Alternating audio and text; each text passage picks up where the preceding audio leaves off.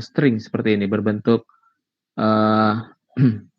kualitatif, ya, bukan berbentuk angka. Apakah bisa atau tidak? Tapi kita coba dulu. Kalau nggak bisa, kalian harus coding dulu ya. Januari itu 1, Februari itu 2, Maret itu 3, dan seterusnya. Kita coba.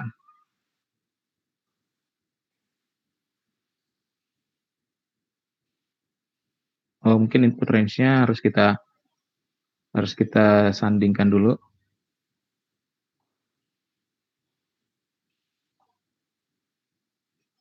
Ini, kemudian data analis. Jadi di data analis itu ada ANOVA single factor, kalian bisa pilih ANOVA single factor. Selanjutnya kalian blok penjualan dan bulan. Kita pilih. Kemudian jangan lupa ini tadi karena saya sort mulai dari nama variabelnya, jadi label inverse row-nya kita centang, alfanya berapa, misal 0,05, output range-nya misalkan saya taruh di sini, apa bisa atau tidak? Oh, nggak bisa. Jadi karena ada non-numeric data, dia nggak bisa membaca, sehingga kita harus pakai non-numeric datanya. Oke, kita ganti yang lainnya. Misalkan kita pakai kota saja ya. Insert cut cell. Jadi ini ada kota, ada 3 kota, 1, 2, 3. Gitu ya. Nah, apakah 3 kota ini memiliki rata-rata penjualan yang sama atau tidak? Gitu ya. Nah, kita uji lagi.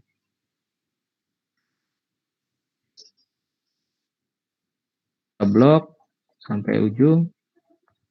Label inverse row udah.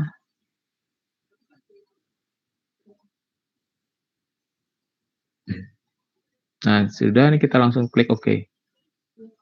Nah, dari sini muncul nilai ANOVA-nya. Ya. Oh, sorry. Nggak bisa juga kita lakukan seperti ini. Kenapa? Karena data untuk Excel sebaiknya sudah dalam bentuk tabel kontingensi one way. Sementara ini masih dalam bentuk list, ya. 1, 2, ini masih dalam bentuk list, gitu ya. Jadi mungkin kita harus bentuk tabel kontingensinya dulu. Itu ya, tabel kontingensinya. Salah ya.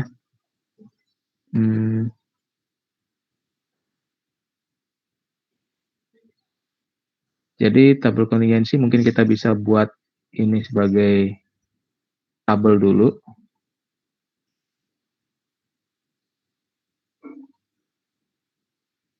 Oke. Kita lihat kotanya, kita pilih satu-satu gitu ya. Jadi ini penjualan kota pertama.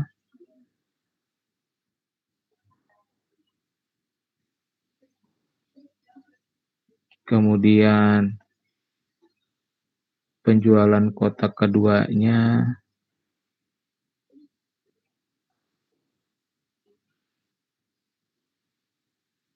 Ini.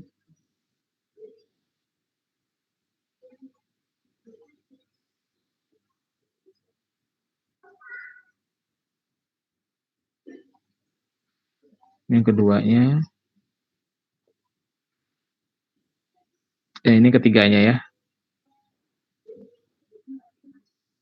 Nah, kalian punya cara tersendiri, silakan. Mana menurut kalian lebih cepat caranya gitu ya.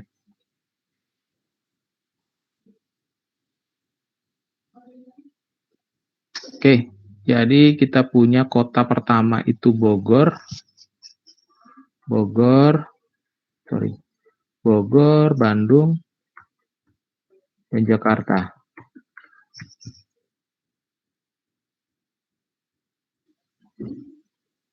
Kita uji lagi ya, mudah-mudahan kali ini bisa. Data analis, single factor, ANOVA single factor, kita pilih. Nah, datanya sudah berbentuk seperti ini. Kita pilih. label inverse row, outputnya misalkan di sini. Nah, ini baru keluar. Sekarang grupnya ada Bogor, Bandung, dan Jakarta. Masing-masing punya 12 data, gitu ya. Ini kebetulan datanya memiliki jumlah N yang sama. Ini totalnya, ini average-nya, ini variance-nya. Kemudian saya ingin menguji apakah rata-rata penjualan, ya, rata-rata penjualan ini, rata-rata penjualan untuk tiap kota itu sama. Kalau kita lihat sepertinya beda ya. Bogor itu 246, Bandung itu 273, Jakarta apalagi 327. Tapi kita lihat saja bagaimana ANOVA-nya gitu ya. ANOVA-nya ternyata ini ada sum square, tadi kita udah belajar sum square bagaimana menghitungnya. Degree of freedom-nya K-1 ya. Kita punya K-nya 3, minus 1, 2. Untuk within group-nya, denominatornya, degree of freedom-nya itu adalah K kali N minus 1. N-nya 12, kurangi 1, 11. Dikali 11 kali 3 itu 33. Jadi sudah sama. Ini MS-nya, gitu ya. Kemudian kita hitung F-nya. Jadi kalau tadi kan dikatakan MS treatment dibagi MS error. Apakah benar? Dibagi MS error. Nah, benar ternyata hasilnya 25,41538. Jadi F ini adalah perhitungan MS between group dibagi MS within group. Oke, nah sekarang dari F ini kita bandingkan dengan F critical value kan, atau boleh juga langsung melihat p-value-nya. P-value-nya tuh 2,09 kali E pangkat 07. Nah, maksudnya ini adalah nolnya di belakang koma itu ada 7. 0,0000 dan seterusnya. Jadi p-value-nya ini sangat kecil. Jadi apa kesimpulan kalian kalau melihat p-value yang sangat kecil ini? Tolak H0. Ya, berbeda rata-ratanya. Berbeda rata-ratanya. Nah, untuk setiap kota. Sorry, mungkin bukan setiap kota, tapi terdapat minimal satu kota memiliki rata-rata berbeda daripada rata-rata kota lainnya. Itu. Oke. Nah, itu kalau kita menggunakan Excel. Nah, Excel bisa nggak pakai Bonferroni untuk menguji mana yang berbeda? Sayangnya, Bonferroni-nya nggak ada di sini gitu ya. Kalau kalian lihat, ANOVA, ada korelasi, kovarian, deskriptif, smoothing, F-test, to sample for variance, dan seterusnya. Nah, di sini tidak ada Bonferroni. Jadi kalau Bonferroni-nya ditanyakan ya harus dihitung secara manual. Kecuali kalian punya aplikasi statistik. Itu. Sampai sini ada pertanyaan? Sampai sini dulu. Atau mungkin ada soal yang mau kalian tanyakan, mungkin soal kuis atau soal apa yang kalian belum paham cara penyelesaiannya.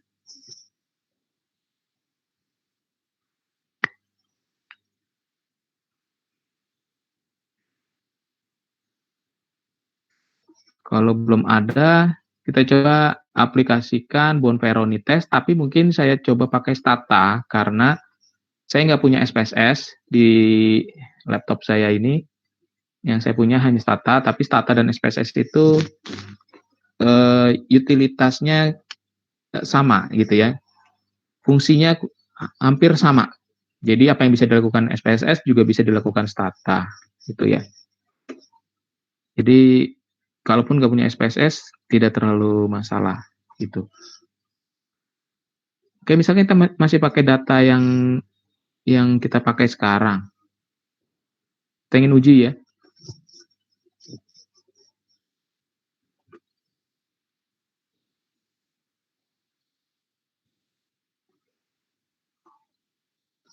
Atau di sini saya tadi sudah simulasi pakai data lain sih, tapi nggak apa-apa ya, sama saja ya.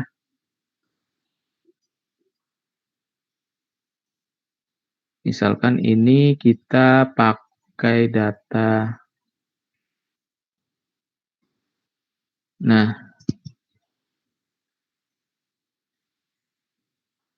sorry, bukan yang ini.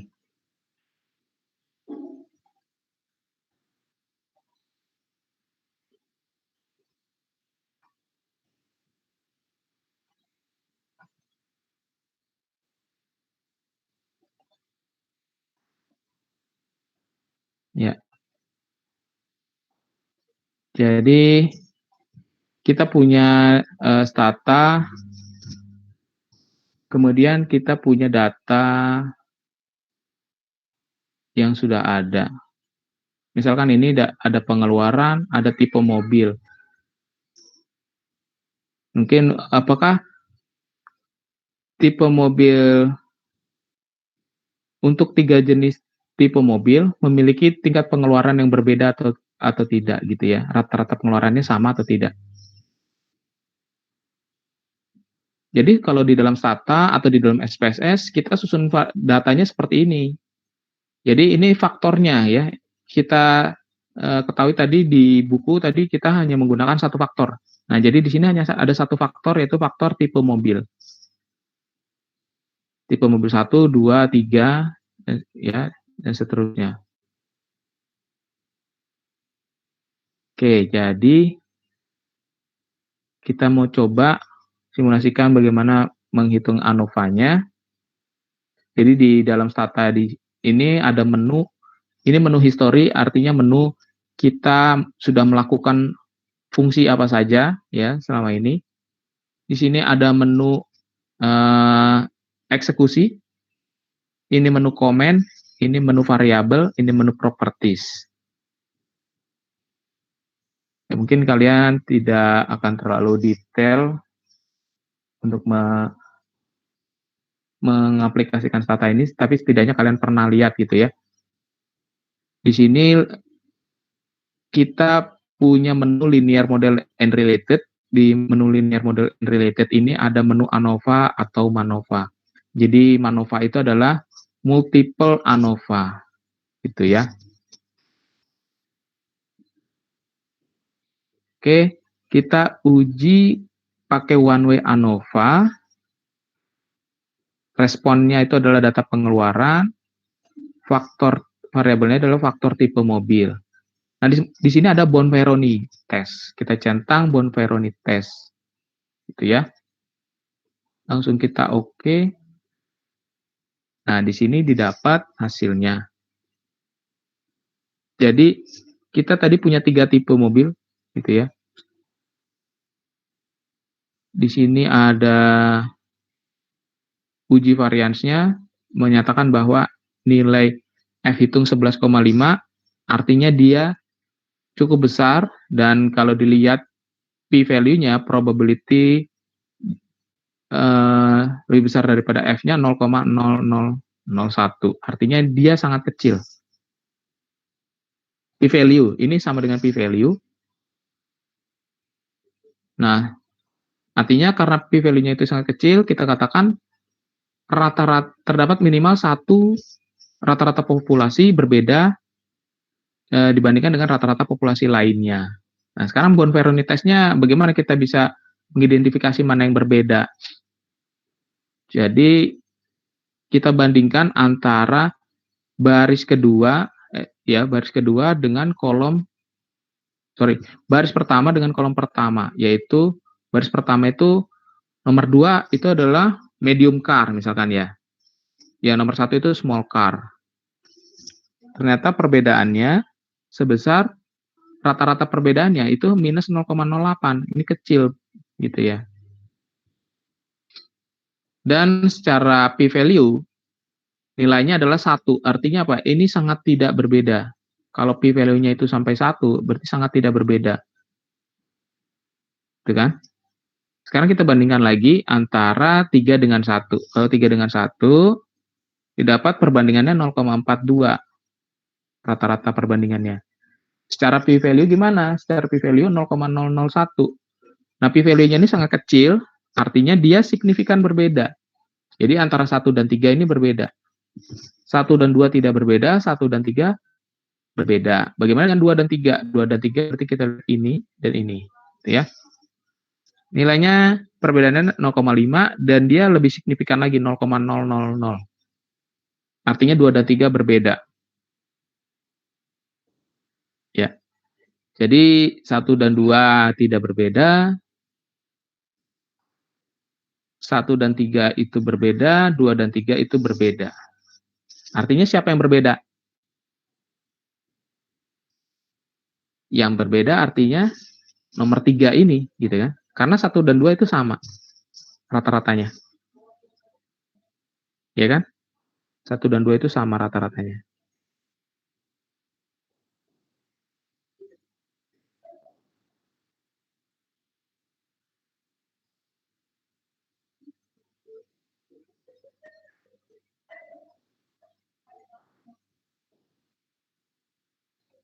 Ya, seperti itu ya.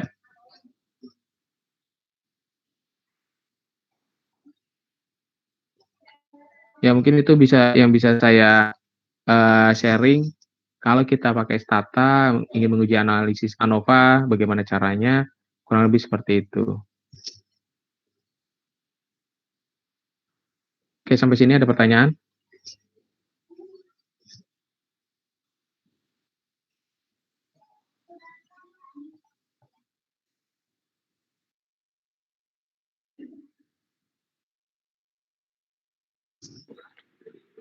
Pak, izin tanya. Silakan. Tapi terkait korelasi Pearson. Boleh. Pertanyaan yang mana aja boleh. Kan kalau di Pearson itu kan degree of freedom-nya kan N-2. Kalau kita pakai degree of freedom N-1 itu boleh nggak ya, Pak? N-2. Oh ya, jadi kenapa kita pakai N-2? Karena kan datanya itu data berpasangan. Ya kan? Data berpasangan artinya kita menggunakan N-2. Karena datanya yang kita pakai ada 2 data di situ ya. Kenapa ditawar? Kenapa ditawar? Oh, enggak sih, Pak. Soalnya lihat satu pembahasan gitu dia pakai N-1. Jadi nggak bisa.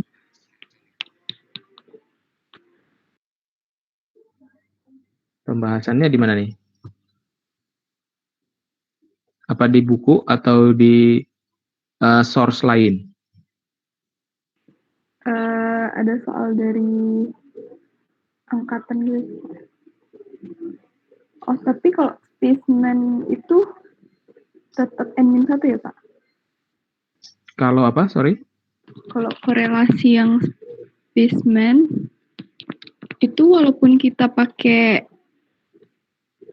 Yang Spearman ya?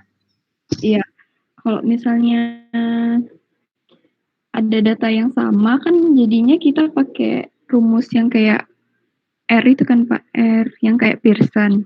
Benar. Itu tetap pakai N-1 ya Pak, degree of freedom-nya.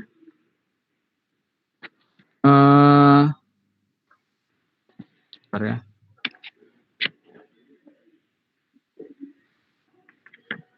Ya, kalau kita pakai correlation menggunakan rumus korelasi Pearson, degree of freedom-nya pakai N-2. Jadi sesuai dengan uji R-nya.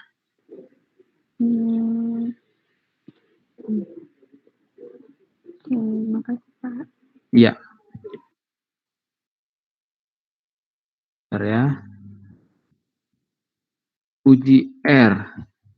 Cek juga nih, saya cek lagi.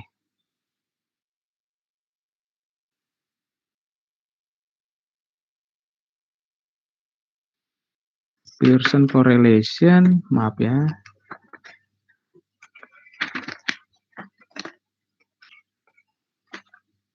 Sorry ya, Pearson correlation itu kita nggak pakai degree of freedom. Saya salah. Ya, kalau kalian lihat tabel, Pearson correlation itu pakainya N, bukan DF. Tabel A5 dan tabel A6, saya agak saya belum yakin juga tadi. Jadi kalau kalian cek kembali tabel korelasi Pearson, tabel A5 dan tabel A6-nya, itu dia tidak menggunakan degree of freedom, tapi menggunakan N. Gitu. Kita lihat bareng-bareng ya. Ada nggak di sini?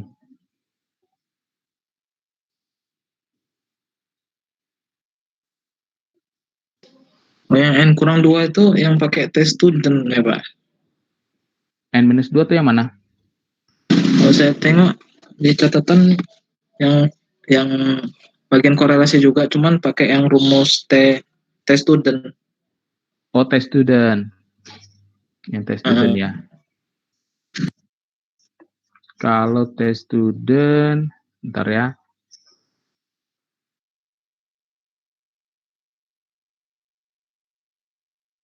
Ya, kalau pakai test student,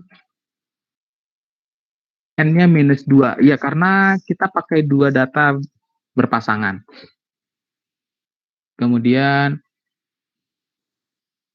kalau misalkan kita uji rank Spearman, tapi pakai rumus Pearson, degree of freedom-nya tetap pakai N-2. Gitu.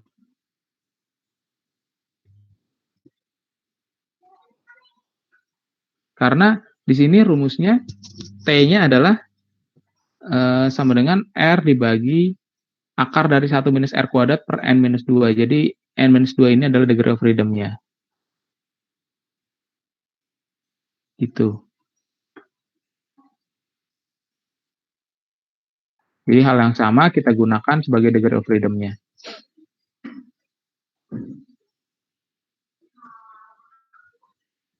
Gimana? Bisa dipahami nggak? Bisa, Pak. Ya, ini kan rumusnya ya. T itu sama dengan R dibagi akar 1 minus R kuadrat per N-2. Jadi, N-2 ini menjadi dasar kita menentukan degree of freedom-nya. Oke, ada lagi pertanyaan lainnya?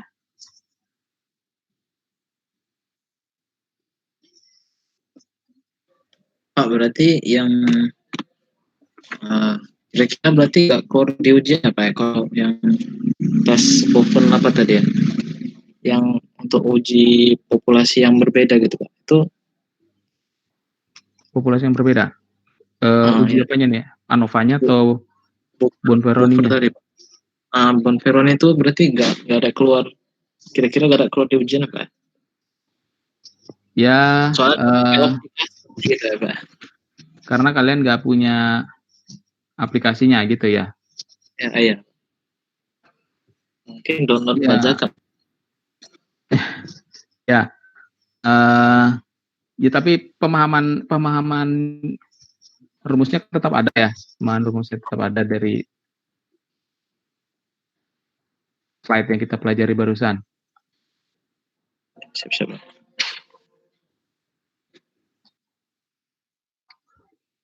Ya, disiapkan saja. Jadi kan kalian nggak harus menghafal, tapi kalian harus bisa bergerak cepat mengetahui rumusnya yang mana yang harus kalian pakai gitu ya. Sebenarnya buku ini pun juga sudah ada rangkuman rumusnya gitu kan ya. Kalian lihat di belakang itu ada ada rangkuman rumusnya. Tapi saya nggak tahu sampai Bonferroni apakah masuk juga atau tidak.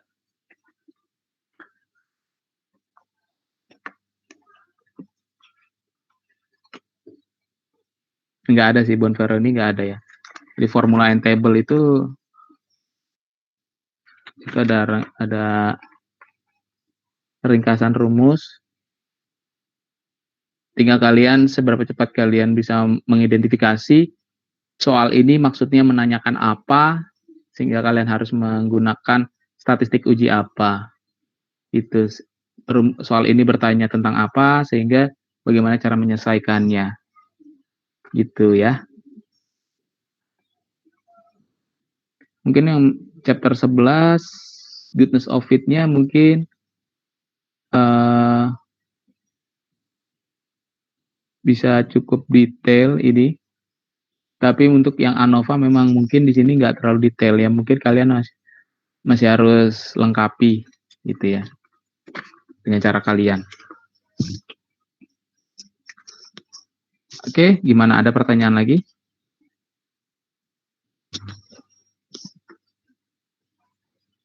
Overall materi setelah UTS ini berbeda nggak dengan sebelum UTS? Tingkat kesulitannya?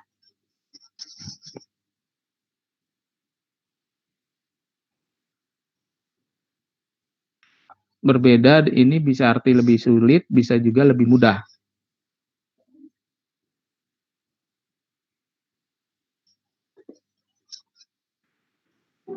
Sedikit. Nah, dalam arti lebih sulit atau lebih mudah?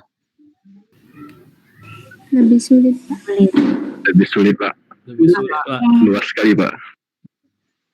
Berbeda signifikan? Atau 11-12? Signifikan, Pak.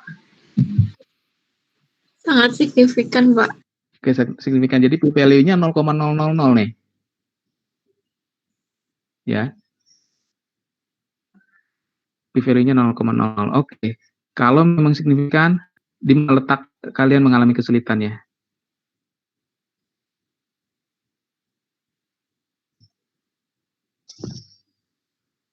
Kita masih punya 20 menit. Kalian menggunakan ini untuk diskusi soal atau diskusi apa? Silakan. Atau kalian mau latihan soal? Silahkan. Kesulitannya di mana?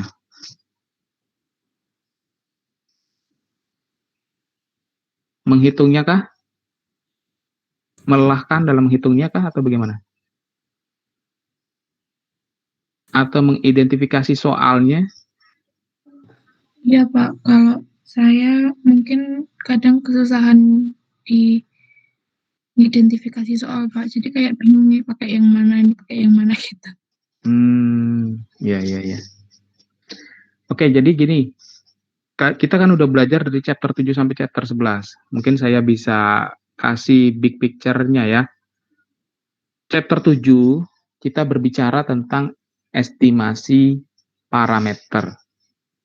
Estimasi itu apa? Estimasi itu kan bahasa mudahnya itu prediksi gitu ya. Kira-kira, mengira-ngira. Estimasi parameter. Kita mengira-ngira nilai parameter. Dalam bentuk apa? Dalam bentuk interval, dalam bentuk rentang. Ini kita namakan confidence interval. Jadi kalau ada pertanyaan, estimasi parameter rata-rata atau estimasi proporsi populasi. Berarti kita disuruh mengira-ngira, mengestimasi. Dengan confidence interval, berarti ini sudah jelas. Kita lakukan perhitungan confidence interval. Tinggal dicari margin of error berapa dengan confidence level berapa, dapat margin of error berapa, kemudian dihitung point estimate-nya sudah punya, tinggal plus minus error saja, point estimate plus minus error, gitu kan? Oke, itu briefly berkaitan dengan confidence interval. Nah, kemudian di chapter 9 kita belajar tentang pengujian hipotesis. Tujuan pengujian hipotesis itu namanya pengujian. Kita nguji ini benar atau salah. Nguji ini signifikan atau enggak signifikan. Gitu kan? Jadi kita tidak dalam konteks memprediksi. Kita menguji. Menguji apa? Menguji klaim yang disebutkan di soal. Kan gitu. Nah, mungkin kesulitannya adalah klaim ini apakah klaim tentang proporsi ataukah tentang rata-rata ataukah tentang standar deviasi. Kan gitu ya. Mungkin loh ini, saya nggak tahu ya, apakah benar atau enggak. Kalau proporsi, kaitannya adalah perbandingan gitu ya. Jadi kalau datanya perbandingan, misalkan dari 1000 mahasiswa terpilih 600 pria, 400 wanita. Jadi proporsi prianya berapa? 0,6 gitu. Jangan kalian pakai rata-rata karena nggak bisa kan. Berapa rata-rata prianya? Berapa? 600 itu bukan rata-rata karena cuma ada satu kejadian dan kita ingin melakukan perbandingan proporsi. Jadi kita rubah dulu datanya ke dalam proporsi 0,6. Gitu kan? Kalau rata-ratanya, kalau datanya data angka beberapa kali gitu ya. Kemudian ujilah klaim bahwa misalkan suatu variabel memiliki rata-rata sama dengan sekian. Berarti ini uji rata-rata. Kita punya klaim ingin diuji rata-rata sekian itu benar atau tidak. Misalkan rata-ratanya sama dengan 10. Kita uji apakah benar rata-rata itu 10. Gitu kan. Kalau klaimnya menyatakan sama dengan 10, berarti itu klaimnya sudah menjelaskan nilai sama dengan. Jadi klaimnya akan di-refer pada H0. Ya. Klaimnya akan di-refer oleh H0, berarti H1 akan merefer komplement dari klaimnya. Tidak sama dengan 10. Berbeda halnya kalau pertanyaannya adalah klaimnya adalah lebih kecil dari 10, maka itu tidak ada nilai sama dengannya, gitu kan? Kalau nggak ada nilai sama dengannya dalam klaim, kita refer klaim itu ke dalam H1. H1-nya lebih kecil daripada 10. Berarti H0-nya sama dengan 10. Tetap H0 harus sama dengan saja. Gitu ya. H0-nya sama dengan 10. Itu. Nah, itu untuk rata-rata. Nah, rata-rata sendiri ada yang berpasangan, ada yang nggak berpasangan. Kalian harus bisa petakan kalau berpasangan itu artinya data nomor urut 1 di variabel 1 itu harus pasangannya data nomor urut 1 di variabel 2. Gitu. Nggak boleh urutannya ini kita rubah. Gitu. Karena itu menunjukkan pasangannya. Dan kalau data yang kita hadapi adalah data pasangan, dalam uji T kita bisa hitung selisihnya, gitu kan ya, difference-nya, D-nya. Gitu.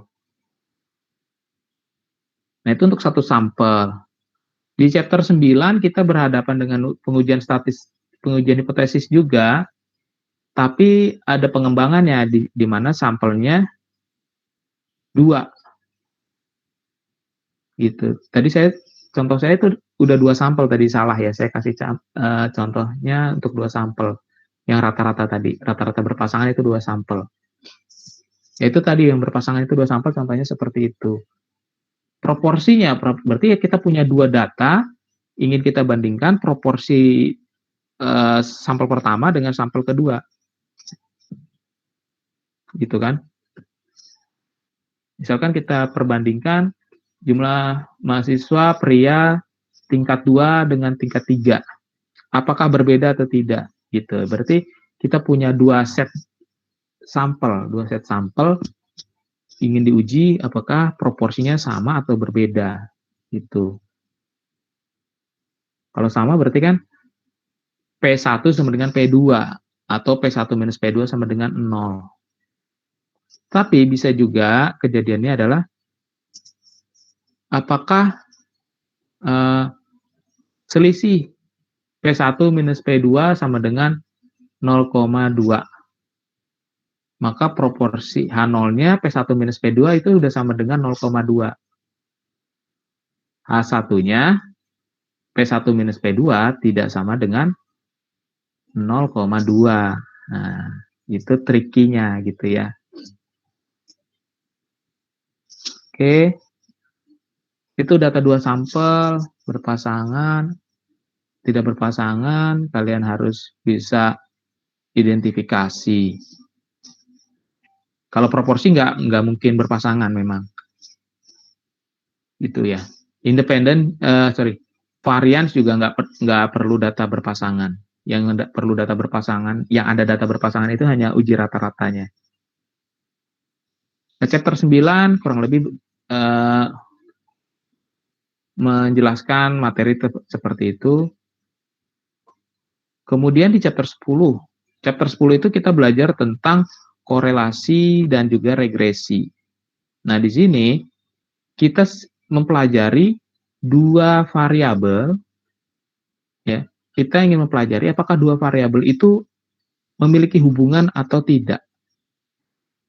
Dalam suatu kondisi real, kita perlu membandingkan apakah memang suatu variabel, misalkan lama, misalkan waktu tempuh itu mempengaruhi nilai IPK gitu ya. Misalnya waktu tempuh ke kampus itu mempengaruhi IPK atau tidak. Bisa iya, bisa enggak kan gitu kan. Masih questioning. Sehingga perlu diuji. Kalau perlu diuji, yang pasti korelasinya bisa kita uji. Karena korelasi tidak perlu asumsi kausalitas. Jadi kalau kita punya model regresi, kan tadi saya katakan apakah waktu tempuh ke kampus mempengaruhi IPK. Nah, kalau kita punya model seperti ini, berarti ada hubungan kausalitas, yaitu waktu tempuh mempengaruhi IPK. Sehingga yang jadi variabel independennya waktu tempuh, yang jadi variabel dependennya IPK. Gitu ya. Nah, kita bisa hitung regresinya. Bagaimana? Setelah itu, dan regresi ini ada juga di Excel ya. Kalian bisa pelajari cara penggunaan Excel, uji-uji hipotesis dalam Excel itu. Kalian bisa pelajari, source-nya ada banyak juga di luar. Kalian bisa elaborasi lebih jauh. Tapi kalau suatu model itu memiliki model regresi itu baik, bisa kita katakan baik kalau dia memiliki korelasi. Jadi kalau kita punya data hubungan kausalitas, bukan berarti nggak bisa dihitung korelasinya. Bisa saja, dan justru ini salah satu prasyarat model regresi yang baik. Kalau kalian cek di sini ada gitu ya, regresi. Model regresi yang baik itu harus ada korelasinya. Harus teruji memiliki korelasi gitu ya bunyinya ya.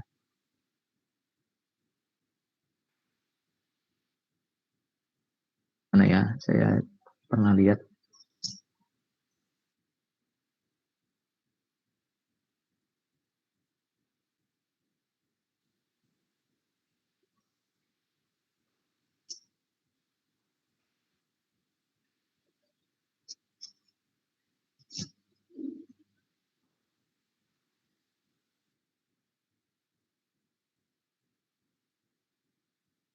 Jadi gitu, pasti dia memiliki korelasi.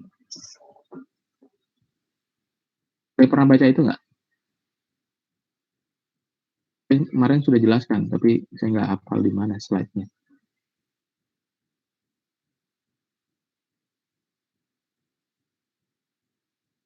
Ya, ini. Is the regression equation a good model? Jadi dia good model kalau terdapat R yang mengindikasikan terdapat linear correlation. Jadi model regresi itu baik kalau terdapat linear correlation-nya. Gitu kan. Nah, itulah hubungan antara variabel dua variabel, bisa kita hitung korelasinya, dan kalau dua variabel itu adalah hubungan kausalitas, bisa kita hitung regresinya. Dari regresi bisa kita gunakan untuk prediksi, gitu kan. Itu big picture-nya korelasi dan regresi.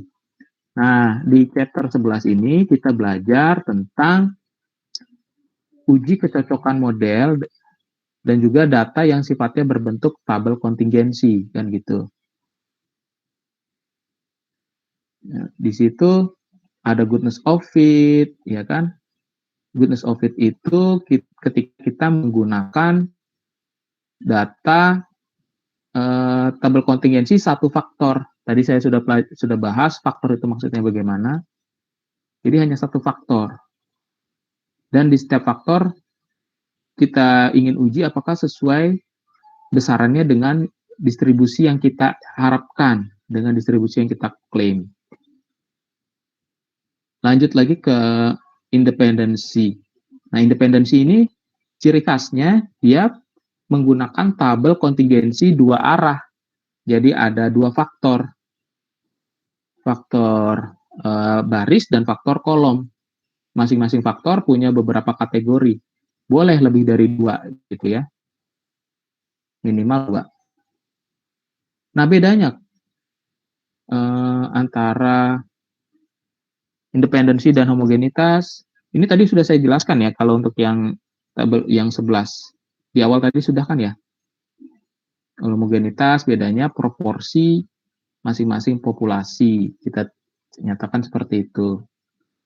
Kalau independensi adalah apakah faktor 1 itu independen terhadap faktor 2. Jadi yang dilihat itu adalah faktornya. Gitu. Nah, sekarang yang terakhir ini adalah uji ANOVA. Dia sebenarnya sama dengan uji goodness of fit. Makanya kita lihat tabel atau distribusi F itu mirip dengan distribusi chi-square. Tetapi perbedaannya adalah kalau chi-square itu datanya adalah data single, sementara uji F itu kita punya data set untuk setiap sampelnya. Gitu ya. Kita punya data set untuk setiap sampelnya. Tadi kita punya 3 sampel, setiap sampel ada data setnya 10, misalkan gitu. Tujuannya, kalau goodness of fit tadi menunjukkan apakah ada perbedaan dengan distribusi yang diklaim, kalau ANOVA ingin menguji rata-rata di mana populasinya lebih dari 2, bisa 3 atau lebih dari 3. Ya, mungkin itu yang bisa saya jelaskan, merecap materi yang mungkin akan diujikan pada ujian akhir semester nanti. Pak, izin bertanya, Pak.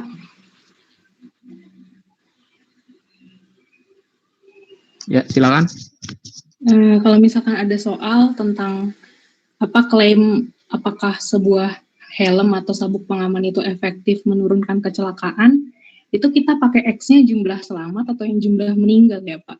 Soalnya ngaruh ke P-pool sama Z. Ambil nilai X-nya yang selamat atau yang meninggal. Oke, kamu mau pakai uji apa nih? Yang kamu bayangkan ujinya uji apa? Proporsi. McNamara, dua sampel. bentuk datanya seperti apa?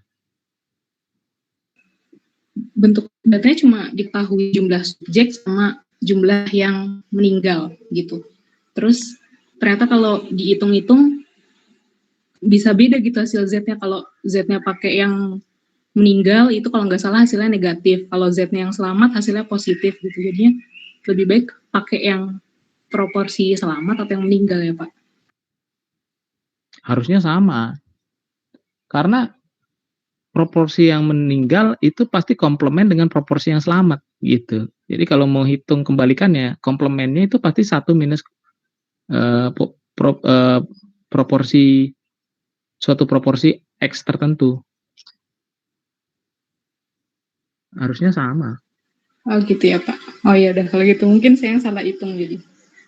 Ya mungkin pendefinisiannya belum pas mungkin ya, perlu dilihat lagi sih bentuk datanya seperti apa. Jadi kita punya data McNamara ya. Kalau data McNamara tadi bayangan saya konteksnya adalah kamu punya 2 faktor. Ya, faktor pertama menggunakan sabuk pengaman, tidak menggunakan sabuk pengaman. Faktor pertama pengaman. Hasilnya ada yang meninggal, ada yang tidak meninggal. Gitu. Faktor kedua tidak menggunakan sabuk pengaman. Hasilnya adalah meninggal dan tidak meninggal. Gitu ya. Nah, ini sorry. Bukan McNamara, ini bukan data berpasangan, sorry. Jadi kita bisa uji proporsinya. Kita tadi kamu bilang proporsi ya. Jadi kalau proporsi kira-kira masuknya ke arah homogenitas atau independensi?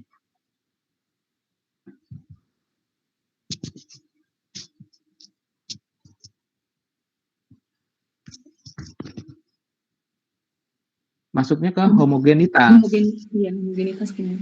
Nah, jadi kalian bisa gunakan uji homogenitas. Kalau bentuk datanya tabel kontingensi seperti yang saya bayangkan tadi. Jadi faktor barisnya itu adalah ketika tidak menggunakan sabuk, gitu ya. Pilihannya adalah meninggal atau selamat. Yang faktor kedua tadi menggunakan sabuk ya. Yang kedua adalah tidak menggunakan sabuk, meninggal atau tidak meninggal, gitu ya, meninggal atau selamat. Nah, proporsinya bagaimana? Sebenarnya ini belum masuk yang itu sih Pak, masih bab 9. Maksudnya belum sampai yang homogenitas gitu-gitu.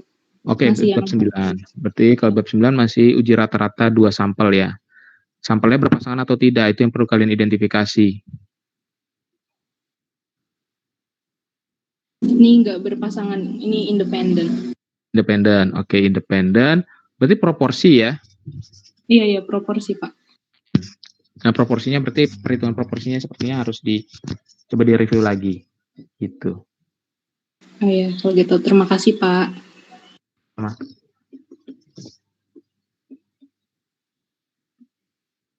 Oke, waktunya sepertinya sudah habis ya. Jadi ini mungkin pertemuan terakhir kita. Saya ucapkan terima kasih buat kalian atas semua perhatiannya.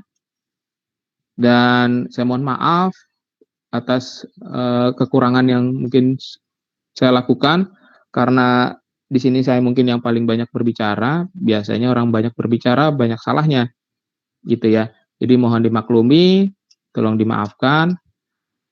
Dan selanjutnya semoga kalian bisa mempersiapkan diri dengan baik, sebaik-baiknya untuk ujian kalian, khususnya mata kuliah statistika terapan. Pelajari pemahamannya, gitu ya. Pelajari pemahamannya, karena perhitungannya mungkin kalian bisa dibantu komputerisasi, gitu ya. Tapi kalau tidak memahami, pemahaman soalnya masih kurang, akan berat, gitu, tetap akan berat. Ya mungkin dari saya itu saja. Dari kalian, apakah ada yang mau disampaikan?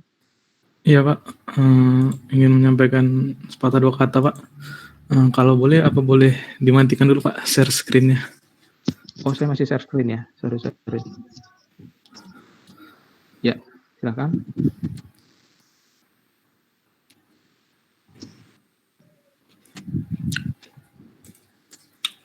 Izin Pak mewakili teman-teman semua juga. Kami dari kelas 502 D3 Akuntansi mengucapkan terima kasih yang sebesar-besarnya kepada Bapak atas ilmu, pengetahuan, dan bimbingan Bapak selama 1 semester ini. Mohon maaf Pak, apabila selama perkuliahan ini kami ada salah kata atau perbuatan yang disengaja maupun tidak kepada Bapak. Sekali lagi kami ucapkan terima kasih Pak. Teman-teman bisa dinyalakan dulu kameranya.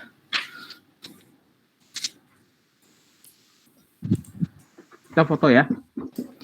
Iya Pak.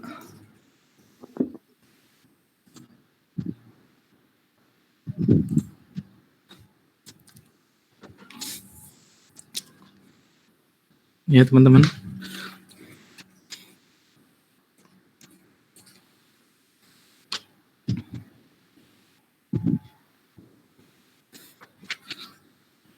Teman-teman, 1, 2, 3. Terima kasih Pak Sakti.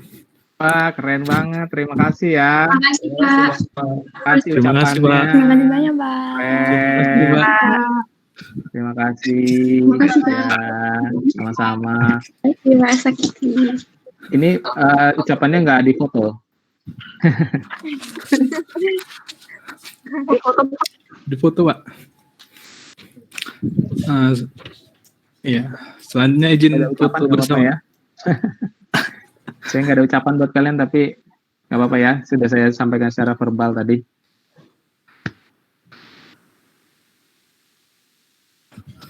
Satu, dua, tiga.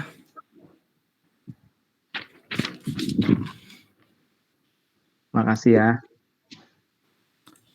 Sekali lagi ya Pak fotonya. Oke teman-teman. Satu, dua, tiga.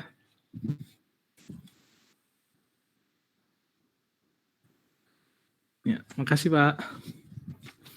Terima kasih banyak, Pak. Ya, silakan kalian persiapkan ya. Tolong saya dibantu kalian bisa menjawab dengan baik. Itu ya. Baik, Pak. Oke, saya izin pamit. Assalamualaikum warahmatullahi wabarakatuh. Selamat siang. Waalaikumsalam. Terima kasih, Pak.